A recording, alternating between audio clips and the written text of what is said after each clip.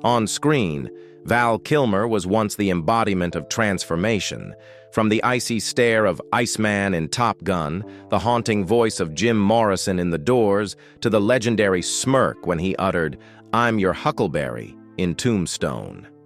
He was the kind of actor who made audiences believe he could do it all, and at times it was that very belief that drove him to the edge. But behind the spotlight, Val Kilmer's life was riddled with fractures that could never fully heal.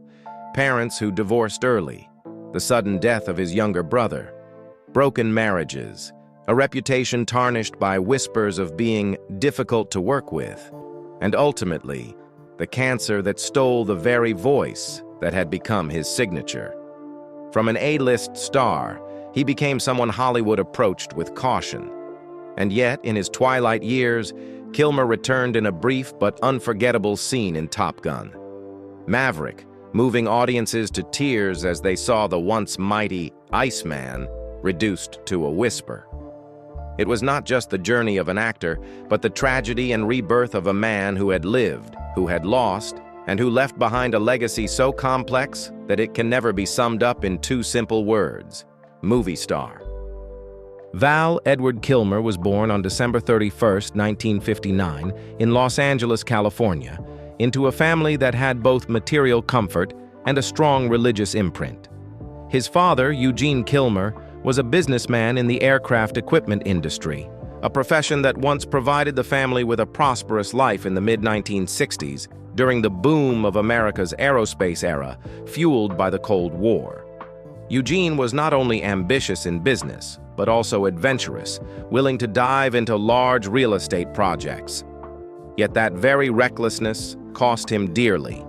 By the early 1990s, a failed deal left him bankrupt after years of comfort. Val's mother, Gladys, provided an entirely different foundation. Of Swedish descent, she was reserved, devoted, and deeply attached to her faith. She raised her children in Christian Science, a denomination that emphasized spiritual healing and prayer over modern medicine. For Gladys, inner peace and faith in divine power outweighed prescriptions or surgery. What seemed like a family tradition would later become a double-edged sword in Val's life. It nurtured his spiritual side, but also led him to hesitate, even reject medical treatment during some of his most critical illnesses. Val's childhood seemed secure, growing up with his two brothers in a spacious California home.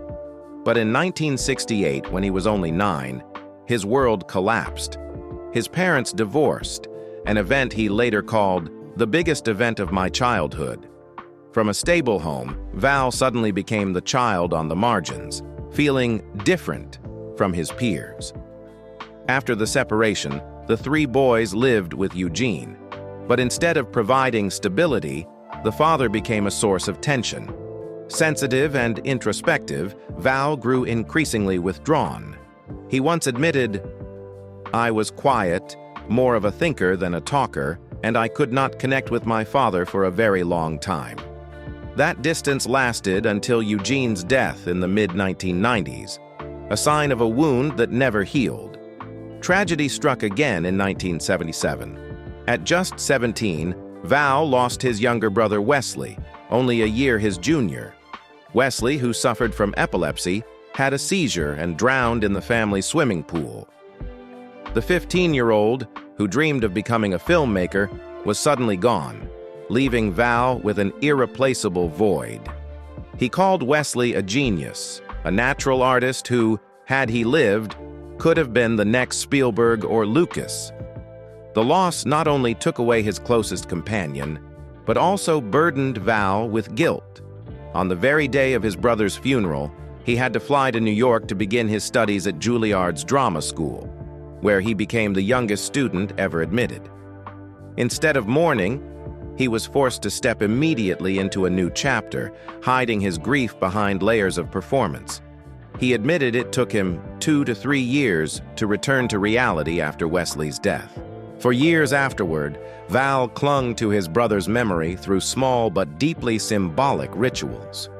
He often checked into hotels under Wesley's name, a private gesture, as if to keep him present in every journey and every role. This was not merely brotherly love, but proof that Val lived within an unbroken current of memory. Thus, Val Kilmer's childhood was a paradox, cushioned by comfort and opportunity, yet haunted by fracture and loss. This mixture shaped an artist's soul that was extreme, sensitive, and elusive, a personality explosive on screen yet shadowed in private life. From this foundation, Val stepped into the world of art not only in pursuit of a career, but also in search of something deeper, to fill the hollow spaces that family tragedies had carved into his heart. After graduating from Juilliard, Val Kilmer began attracting attention in New York's experimental theater scene. He stood out for his unusual seriousness, often turning down lucrative opportunities in order to stay true to the stage. But Hollywood wasn't about to waste his good looks, resonant voice, and intense ability to inhabit characters. Ironically, Kilmer's film debut was far from the serious path he had envisioned. In 1984, he was cast in Top Secret, a parody directed by the Zucker-Abraham-Zucker trio. Playing an American rock singer caught in a Cold War spy caper, Kilmer had to sing, dance, and throw himself into the most ridiculous situations. On the surface, it seemed like a role against Juilliard. Yet Kilmer's over-seriousness, performing every gag with a deadpan face, only made the comedy land harder. Though not a box office smash, the film proved he could be funny even without trying to be. A year later, he impressed again in Real Genius, 1985, portraying a brilliant, mischievous, rebellious physics student. With his blonde hair, sarcastic wit, and cocky attitude, Kilmer quickly became a symbol for young audiences of the time. This performance, lighthearted though it was, showed that he wasn't just about looks.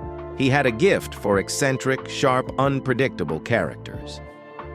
The real turning point came in 1986 with Tony Scott's Top Gun. As Lieutenant Tom Iceman Kazansky, the cold, disciplined rival to Tom Cruise's Maverick, Kilmer brought the perfect counterbalance. If Maverick was reckless and fiery, Iceman was icy, calculated, and arrogant. With his chiseled jawline, piercing gaze, and clipped delivery, Kilmer turned Iceman into an icon. The irony was that Kilmer had no interest in the role at first. He dismissed the script as silly and was uninterested in what he saw as little more than military propaganda. In fact, during the audition, he deliberately read his lines with indifference, trying to sabotage his chances. Yet that very detachment gave him the aloofness the filmmakers were looking for. They cast him immediately, a decision that turned him into a global star overnight. From a young, serious, and selective actor, Val Kilmer suddenly became a pop culture idol adored by millions. And here began the paradox of his life. The more famous he became, the more alienated he felt from the very fame he had achieved. In the wake of Top Gun's success, Hollywood bombarded him with offers, but he didn't choose the safe route. Rather than remain a pretty boy box office draw, Kilmer sought out roles that were difficult, demanding, and transformative. In 1991, he accepted the role of Jim Morrison in Oliver Stone's The Doors. At first, many doubted whether someone as polished as Kilmer could embody a tormented, drug-fueled rocker who lived and died in chaos. But Val stunned everyone. He spent months immersed in Morrison's poetry and music, training his voice, studying his movements, even learning how Morrison staggered when drunk. By the time filming began, Kilmer had memorized 50 Doors songs and performed every live sequence with his own voice. The result was a chillingly authentic performance. Doors members Robbie Krieger and Ray Manzarek admitted that, at times, it felt like Morrison had been resurrected before their eyes. Critic Roger Ebert wrote, "There was never a moment I felt I was not watching Jim Morrison." Though the Academy ignored the film, audiences and critics alike agreed it was a career-defining role, proving Kilmer one of the most transformative actors of the 1990s. 2 years later, he cemented his reputation in Tombstone, 1993, one of the last great westerns of its era. As Doc Holliday, the frail, tubercular, hard-drinking gambler with a deadly fast draw, Kilmer once again turned a supporting role into an icon. With his slow southern drawl, half-smile, and mocking eyes, he brought both humor and menace to the part. The line, "I'm your huckleberry," delivered lightly yet chillingly, became immortal, repeated for decades and ingrained in popular culture. Many critics called it a performance that stole the film, noting that even alongside Kurt Russell, Sam Elliott, and Bill Paxton, it was Val Kilmer who became the soul of Tombstone. After Tombstone, Kilmer had officially joined Hollywood's A-list. And then came 1995, the most dazzling yet most conflicted year of his career. First was Batman Forever. With Michael Keaton stepping down, Warner Brothers scrambled for a new face to don the cape and cowl. Val Kilmer, with his brooding looks and proven box office draw, was chosen. The film was a massive success, grossing over $330 million and ranking among the year's top hits. But behind the box office glory lay Kilmer's profound disillusionment. He later recalled feeling like a puppet in a rubber suit, suffocated by the heavy costume, unable to hear, move naturally, or connect with his co-stars. The controversy over the armor design, from the infamous bat nipples to its over-commercialization, only deepened his detachment. After one film, Kilmer refused to return, leaving the Batcave behind. In stark contrast, that same year he proved his true acting power in Michael Mann's Heat. Starring alongside legends Al Pacino and Robert De Niro in the ultimate cop versus criminal showdown, Kilmer played Chris Shaherless, a blonde, volatile thief torn between love and loyalty to his crew. Far from overshadowed, Kilmer held his own. In a quiet farewell scene with his wife, expressed solely through eyes and footsteps, he conveyed heartbreak without a single line. Director Michael Mann praised him. There's a ferocity and a fluidity in Val. He brought a nuance to Heat no one else could. 2 projects in the same year, one a glossy blockbuster, the other a masterpiece of cinema, captured Kilmer's duality, both a box office star and a restless artist in search of depth. But from this point on, the clash between his fame and his uncompromising nature would only grow sharper, foreshadowing the turbulence yet to come. After the peak of 1995, Val Kilmer's career did not move in a straight line upward, but veered into a turbulent curve full of controversy.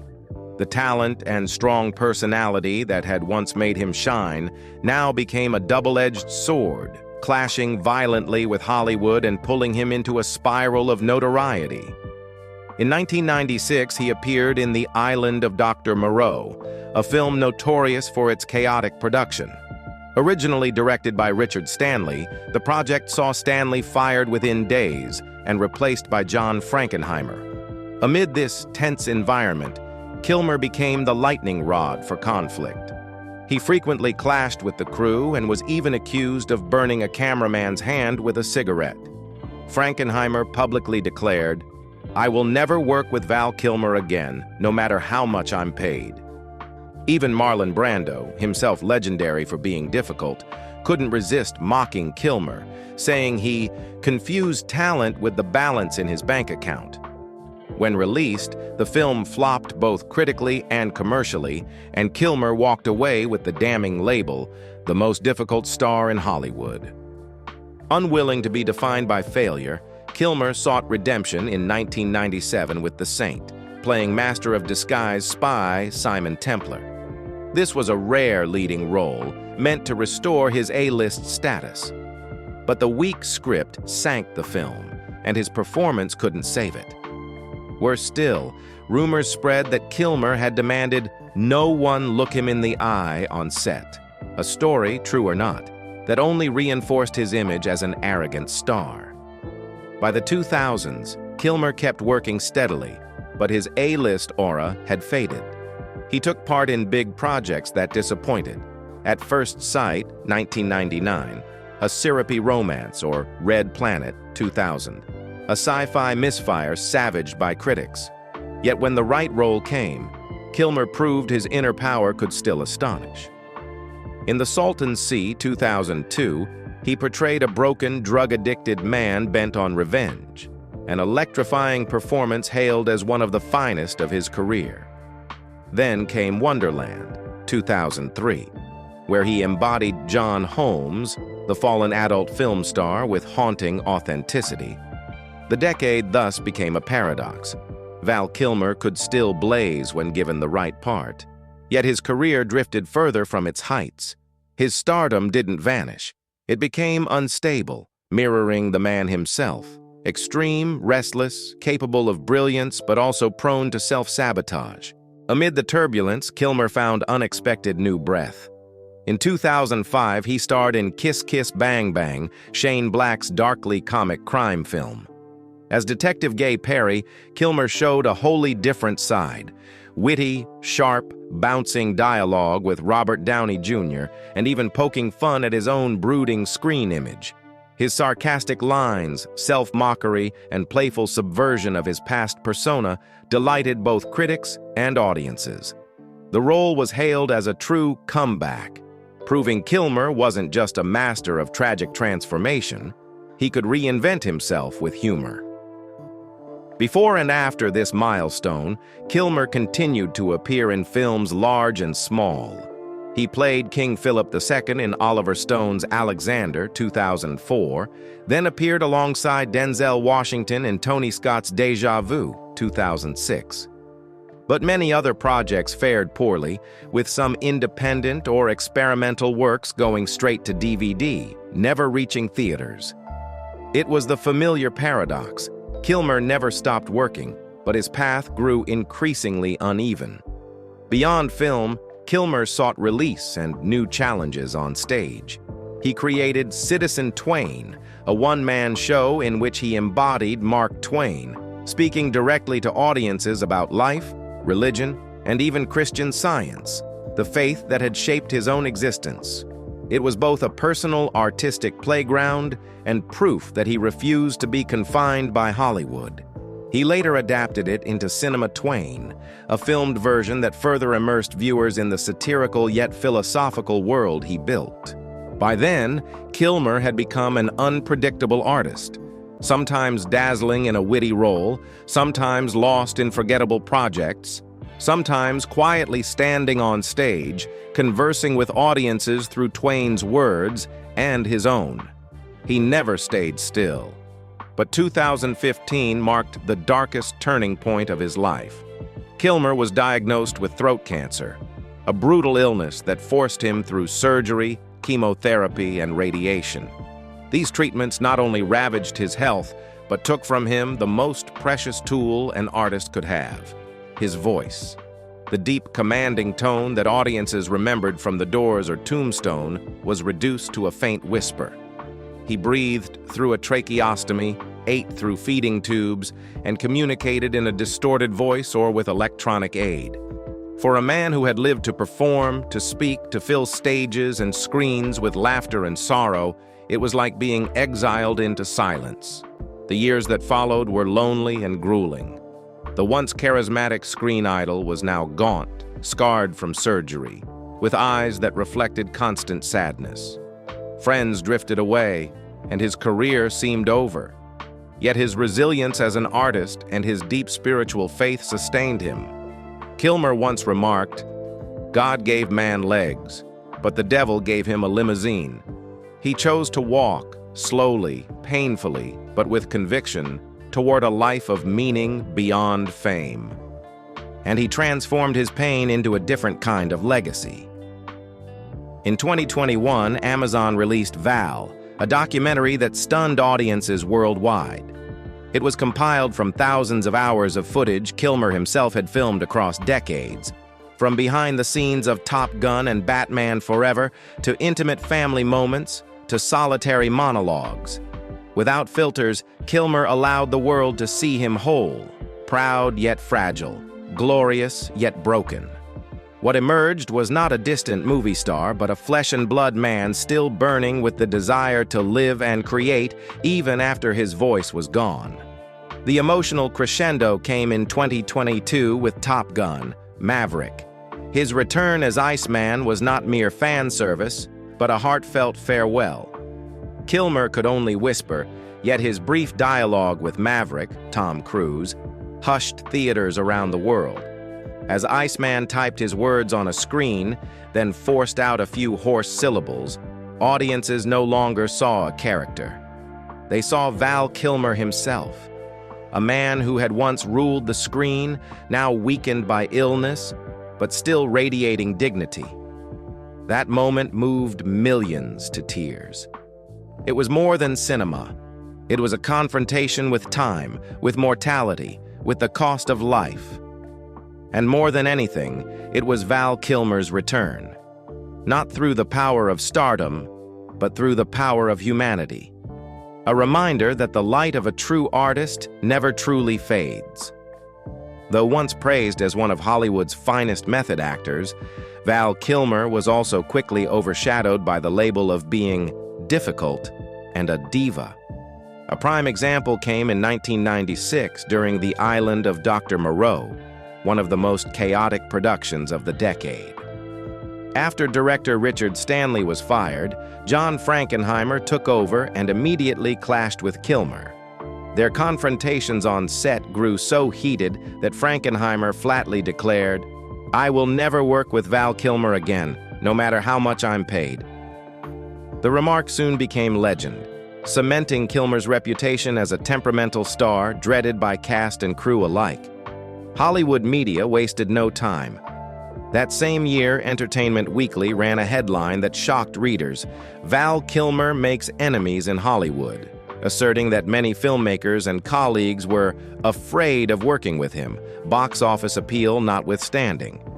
Once printed, those words became a kind of sentence, one that would cling to Kilmer's career for years.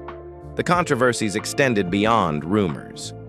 Back in 1991, during casting for The Doors, actress Caitlin O'Hanian accused Kilmer of violent behavior, claiming he lifted and threw her to the floor during an audition. O'Hanian even filed a police report, and the matter ended in a $4,500 settlement along with a non-disclosure agreement. Later, the film's casting director, Risa Brahman Garcia, insisted the incident had been blown out of proportion. Yet the very existence of the case was enough to reinforce the media's portrait of Kilmer as volatile and unpredictable. And yet the paradox of Val Kilmer lies here. The more he was criticized for his personality, the more he was revered for his talent. To many directors, colleagues, and critics, Kilmer was among the rare actors willing to live and die for a role, embodying the very essence of method acting. His complete immersion, from Jim Morrison in The Doors to Doc Holliday in Tombstone, cemented his image as an extreme artist, one who placed the demands of art above the comfort of himself and everyone around him. In his private life, the most passionate and turbulent romance of Val Kilmer's was with English actress Joanne Whalley. They met in 1987 on the set of Willow, the fantasy adventure directed by Ron Howard. Joanne was already a rising star of British television, while Kilmer was basking in Hollywood glory after Top Gun. Amid the film's mythical settings, real feelings bloomed. The two fell quickly and intensely, Kilmer magnetic and fiery, and Joanne gentle yet strong, able to balance his explosive ego. Just a year later, in 1988, they married. The wedding was celebrated in the press as a union of Hollywood and British artistry. Their marriage soon brought joy. Daughter Mercedes Kilmer was born in 1991, followed by son Jack in 1995. In those early years, the family lived in a spacious Los Angeles mansion, where Val tried to embody the role of a devoted father. He proudly told friends of the happiness he felt holding his daughter after a day on set, or watching his little boy run through the garden. But that happiness was soon shadowed by storms beneath the surface. Their marriage began to crack under Val's extreme personality. During his preparation for The Doors, 1991, he lived as though he truly were Jim Morrison, partying, drinking, sinking into the character's chaos. Joanne often said she felt as if she were living with a ghost, no longer the husband she had married. Kilmer's inability to leave the character at work fueled growing tension, leaving Joanne exhausted and estranged in her own home. As Kilmer's career soared with Batman Forever and Heat, 1995, his punishing schedule and tabloid rumors made things worse. Joanne grew suspicious of an affair, especially with supermodel Cindy Crawford, a name linked to Kilmer in the press as their marriage unraveled. Though never confirmed, the speculation cut deep, widening the gap between them. By 1996, Joanne filed for divorce. In a painful scene, she had the papers delivered directly to Kilmer on the chaotic set of The Island of Dr. Moreau. It was a moment at once private and public, leaving witnesses shaken. The divorce was anything but amicable. Joanne sought custody and openly criticized her ex-husband, while Kilmer fell into crisis, losing both his family and, with his reputation for being difficult, much of Hollywood's support. Later, Kilmer admitted he had been so consumed by art that he lost balance in his personal life. His temper, insecurities, and obsessions had destroyed the marriage. Still, the two strove for civility in co-parenting Mercedes and Jack. Both children eventually followed artistic paths, Jack as an actor, Mercedes in creative fields, continuing, in a way, the legacy of their parents' once glorious but wounded union. After his marriage to Joanne Whalley collapsed, Kilmer's romantic life became fertile ground for tabloids. His name appeared constantly in the entertainment press, linked not only to his films but to high-profile relationships with some of the era's most powerful and glamorous women. Each romance carried its shine, but beneath lingered regrets. One of the most unique was with Cher. By the time they met, Cher was already a living legend, singer, actress, style icon, while Kilmer was just rising into his prime. 13 years older than him, Cher was drawn to Kilmer's elusive charm, his sensitivity, intellect, and uncompromising artistic spirit. In his memoir, I'm Your Huckleberry, Kilmer wrote that Cher possessed a magnetism that never goes away. Once she enters your heart, she stays forever. Their affair was brief but deep, transcending the bounds of a fling. They later remained close friends, and when Kilmer battled throat cancer in 2015, Cher took him into her guest house, caring for him as a confidant. It was proof that their connection, though no longer romantic, had never faded. Beyond Cher, Kilmer was linked to Cindy Crawford, the supermodel of the 1990s and one of the original supermodels known worldwide. At the time, his marriage to Joanne was unraveling, and the press eagerly painted Cindy as the final straw. Though neither ever confirmed it, their public appearances together fueled gossip. For Cindy, it may have been fleeting, but for Kilmer, her name became a symbol of Hollywood's cruel rumor mill, where private lives were endlessly exposed and distorted. By the late 1990s, Kilmer was again swept into speculation when he worked with Angelina Jolie on Alexander, 2004. Jolie, then at the peak of her beauty and fame, embodied a rebellious allure, while Kilmer's rakish energy made them seem like kindred spirits. The media quickly fueled dating rumors, though both denied them. For Jolie, it was likely nothing, but for Kilmer, it reinforced his reputation as a ladies' man tied to fleeting romances and endless gossip. Yet among all his relationships, there was one woman Kilmer himself called the most painful love of my life, Daryl Hannah. Not only a beautiful actress, Hannah was also an icon of 1980s Hollywood, known for Splash, 1984, Blade Runner, 1982, and Roxanne, 1987. With her trademark blonde hair, dreamy eyes, and independent spirit, Hannah embodied both fragility and strength, the very combination that both captivated and unsettled Kilmer. They met in the early 2000s while working on Hard Cash, 2002, a film that flopped but became a turning point in Kilmer's personal life. On set, he was immediately drawn to her free-spirited energy and unique beauty. From professional conversations grew closeness, and soon they fell in love. At the premiere of Wonderland, 2003, they appeared inseparable, Kilmer gazing at her with visible adoration. Though they never married, the relationship had the weight of one. They spent much of their lives together, sharing work and quiet moments. For a man as complicated and volatile as Kilmer, Hannah seemed to bring rare peace. Friends said he became gentler, less temperamental in her presence, as if she alone could calm the storm within him.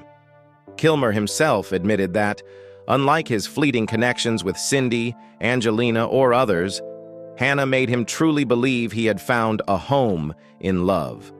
But that peace did not last. Hannah's fierce independence and longing for freedom eventually clashed with Kilmer's ego and volatility. Arguments deepened into cracks. In the end, Hannah walked away. She later found love with legendary musician Neil Young, leaving Kilmer devastated. For him, it was more than a breakup. It was the deepest wound of his romantic life. He once confessed he cried every day for 6 months after she left. Even years later, in I'm Your Huckleberry, 2020, he wrote of her as the woman who broke my heart more than anyone else. Daryl Hannah became an enduring scar, a love of passion and intensity, but one that ended in heartbreak and endless regret.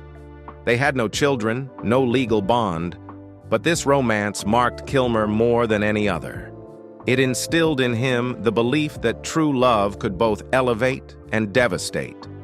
Perhaps it was this heartbreak that led him in later years to withdraw from public romances altogether. For Kilmer, Hannah was both the pinnacle of love and the reminder of how fragile it is in the world of artists under Hollywood's unforgiving gaze. After the heartbreak of Daryl Hannah and the long years of battling throat cancer, Val Kilmer gradually withdrew from the noisy life that had once surrounded him. The man once called Hollywood's diva chose instead to live more quietly, more slowly. Gone were the tense film sets. Gone were the roles that demanded sacrifices of his health. Kilmer spent much of his time at home, where he could sit for hours at the easel, working on paintings or writing unfinished monologues. It was not just a pastime, but a way to preserve his artistic soul. The creative fire that never went out, even as his body was worn down by illness. At his side, his 2 children, Mercedes and Jack, became his greatest source of support. If in his youth Kilmer had been scarred by the collapse of his own family, in his later years he tried to be fully present as a father. Mercedes and Jack not only cared for him during treatment, but gave him spiritual strength, helping him rise whenever loneliness threatened to overwhelm him. In many conversations, Kilmer admitted that the love of his children had given him back the meaning of life when Hollywood's fame and lights no longer belonged to him. Then, on April 1st, 2025, destiny closed the chapter of his tumultuous journey. Val Kilmer took his last breath in Los Angeles at the age of 65. His family confirmed the cause of death as pneumonia, a complication from the throat cancer he had fought so bravely for nearly a decade. His daughter Mercedes was the first to share the sad news, saying her father passed away surrounded by love and family, a simple farewell that carried the deep sense of connection Kilmer had long yearned for since childhood. The news spread quickly, shocking Hollywood and audiences worldwide. Major outlets all reported, calling him Hollywood's ultimate chameleon, a master of transformation, capable of becoming anyone on screen. On social media, thousands of tributes poured in.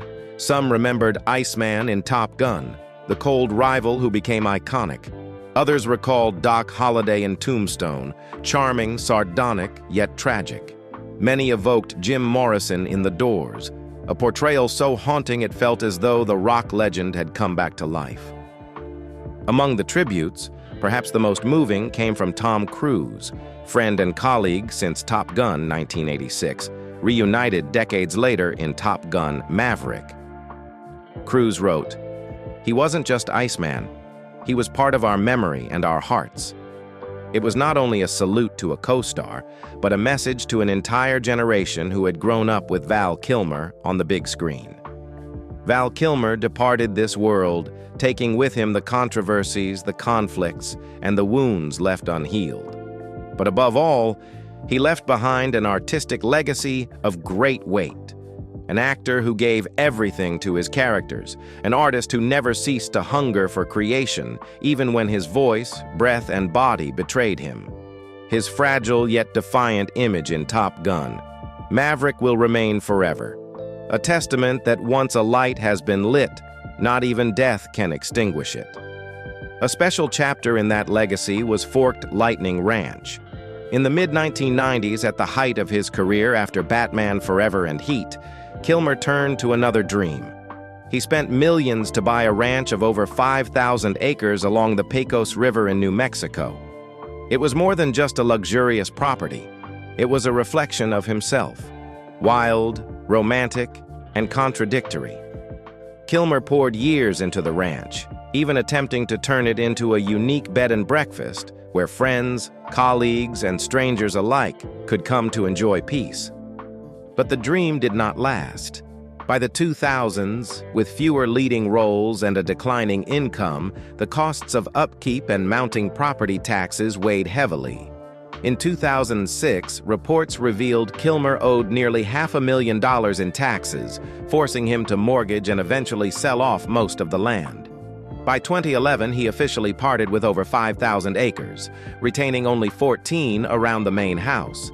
What began as a personal paradise became a financial burden, a scar in his stormy journey. When he died in 2025, the story of Forked Lightning Ranch resurfaced as a symbol of Val Kilmer's life, a stark contrast between glory and reality. The American press also reported on the value of his estate and inheritance. Beyond the remaining land in New Mexico, Kilmer still owned property in California, rights to his image and voice, as well as numerous artworks and personal manuscripts. Though the details of his will were not made public, legal experts believed he had established trusts to safeguard his copyrights and intellectual property. His two children, Mercedes Kilmer and Jack Kilmer, became the primary heirs, inheriting not only his tangible assets, but also the spiritual legacy their father left behind. In the days following his death, the media emphasized that while his estate was not as vast as many of his contemporaries, it carried special significance. It embodied a life of upheaval, of peaks and valleys, but ultimately one that left an artistic legacy commanding respect across the world. Val Kilmer left behind not only material wealth, but, more importantly, an artistic and spiritual legacy that transcended Hollywood. He was hailed as Hollywood's ultimate chameleon, an artist capable of transforming into anyone, from the comedic absurdity of Top Secret to the tormented Doc Holliday in Tombstone, from the proud Iceman in Top Gun to the haunting Jim Morrison in The Doors. In every role, Kilmer did not simply act.